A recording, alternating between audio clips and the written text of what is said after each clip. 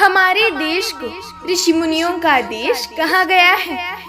हमारे पौराणिक ग्रंथों में कई महान और तेजस्वी ऋषियों का वर्णन मिलता है। उन्हीं ऋषियों में से एक ऋषि दुर्वासा की कथा हम आज जानेंगे। ऋषि दुर्वासा भगवान शिव के क्रोध से जन्मे थे। इसी से उनका स्वभाव अत्यधिक क्रोधित था। ऋषि दुर्वासा को उनके क्रोध के कारण ही जाना जाता है।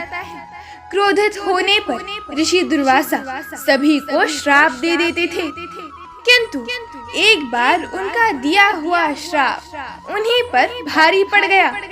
उनके पीछे सुदर्शन चक्र पड़ गया और सुदर्शन चक्र के भय से ऋषि दुर्वासा को भागना पड़ा। आज हम जानेंगे आखिर ऋषि दुर्वासा के पीछे सुदर्शन चक्र क्यों पड़ा। उससे पूर्व यदि आप इस चैनल पर नए हैं तो चैनल को सब्सक्राइब कीजिए और बेल आइकन को भी अवश्य प्रेस कीजिए ताकि हमारे नए वीडियो सबसे पहले आपके पास पहुंचे। तो चलिए शुरू करते हैं। प्राचीन काल में अम्बरीश नाम के बड़े ही धर्मात्मा राजा हुआ करते थे। उनके राज्य की सारी प्रजा बड़ी ही सुख शांति से रहा करती थी। वो सभी मोह माया से दूर निश्चिंत होकर अपना अधिकतर समय ईश्वर की आराधना में लगाते थे। राजा अम्बरीश भगवान विष्णु को ही अपना सब कुछ, अपना सर्वस्व मानते थे। उन्हीं का नाम लेकर वो अपनी प्रजा की देखभाल करते एवं स्वयं भगवान के भक्त रूप में सरल जीवन बिताते। उनको दान पुण्य परोपकार करते देख ऐसा लगता जैसे स्वयं भगवान ही ये सारे कार्य अपने हाथों से संपन्न कर रहे हो।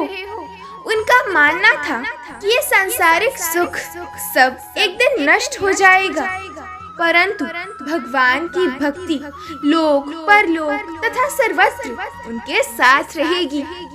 राजा अम्बरीश की ऐसी निस्वार्थ भक्ति से प्रसन्न होकर भगवान ने अपना सुदर्शन चक्र उनकी रक्षा के लिए नियुक्त कर दिया। एक समय की बात है, अम्बरीश ने एक वर्ष तक द्वादशी प्रधान व्रत रखने का निश्चय किया। इस दौरान वो ब्राह्मणों को भोजन कराते तथा दान करते थे।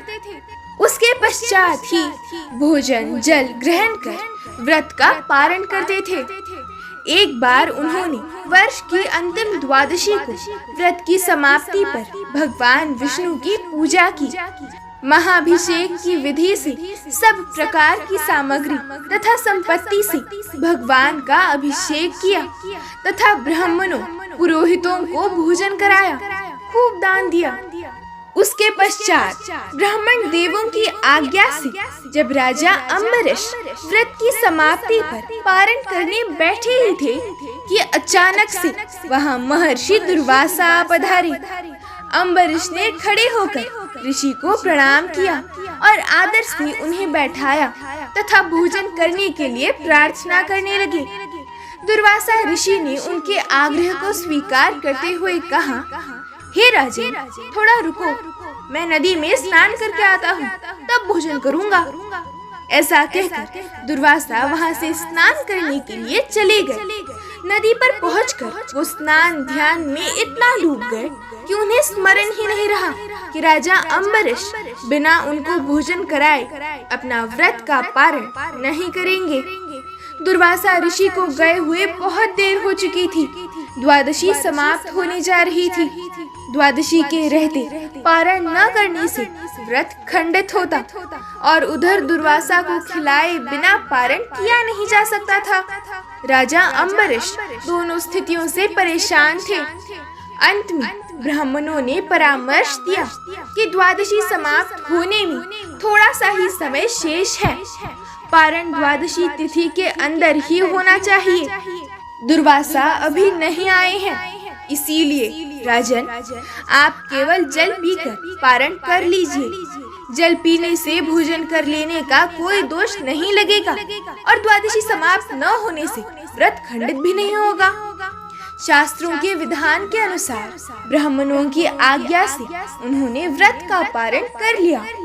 अभी वो जल पी ही रहे थे कि दुर्वासा आ पहुँचे। दुर्वासा ऋषि ने देखा कि मुझ ब्राह्मण को भोजन कराए बिना अम्बरीश ने जल पीकर व्रत का पारण कर लिया।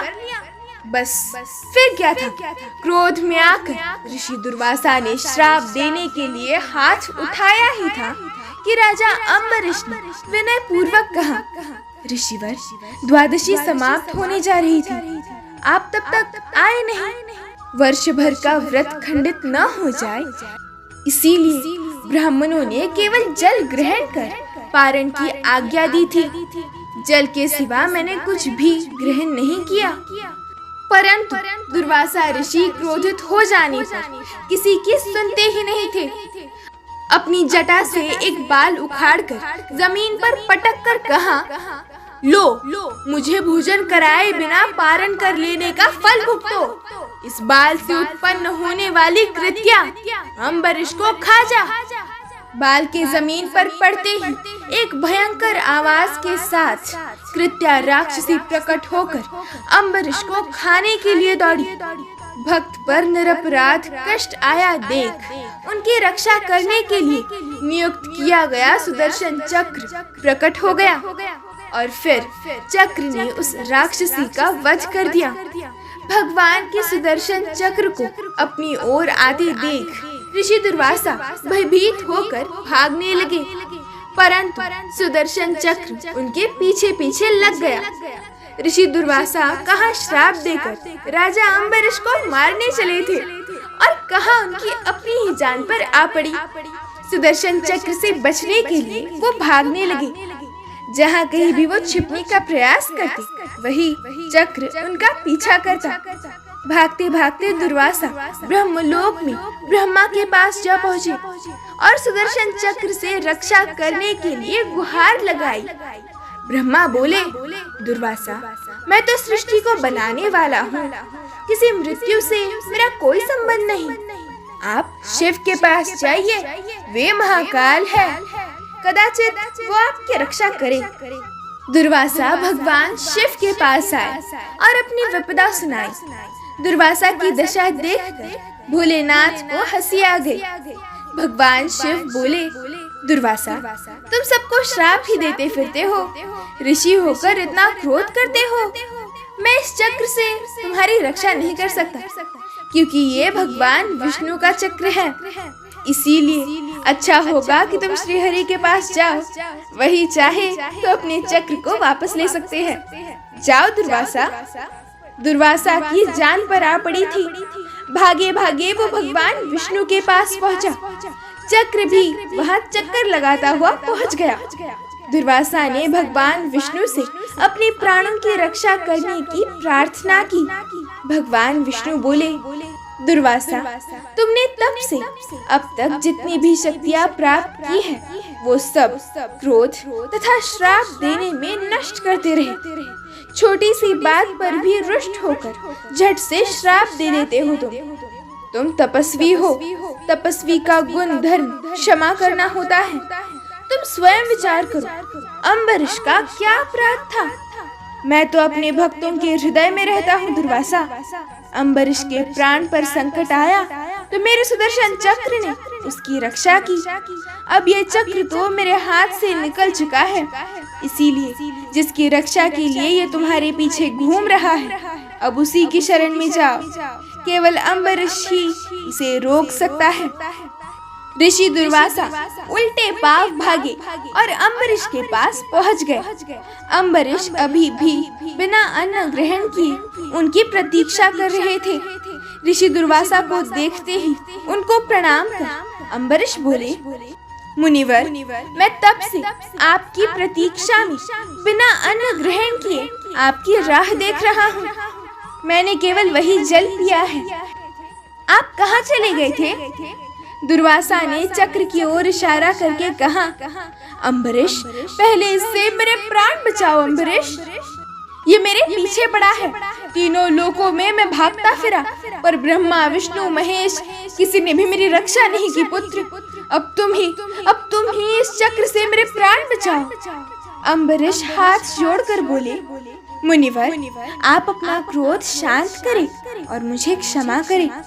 भगवान विष्णु का ये चक्र भी आपको क्षमा कर देगा। अम्बरीश के ऐसा कहते ही सुदर्शन चक्र अंतर ध्यान हो गया। इसके पश्चात ऋषि दुर्वासा ने राजा अम्बरीश को आशीर्वाद दिया और वो अपने आश्रम के लिए निकल पड़े। इस घटना से हमें ये सीख मिलती है कि हमें हमारे क्रोध पर सदैव नियंत्रण रखना आवश्यक है। क्रोध मनुष्य का सबसे बड़ा शत्रु होता है। क्रोध से कभी भी किसी का भला नहीं होता। इसीलिए क्रोध ना करें, सदैव शांत रहें। जय श्री कृष्ण।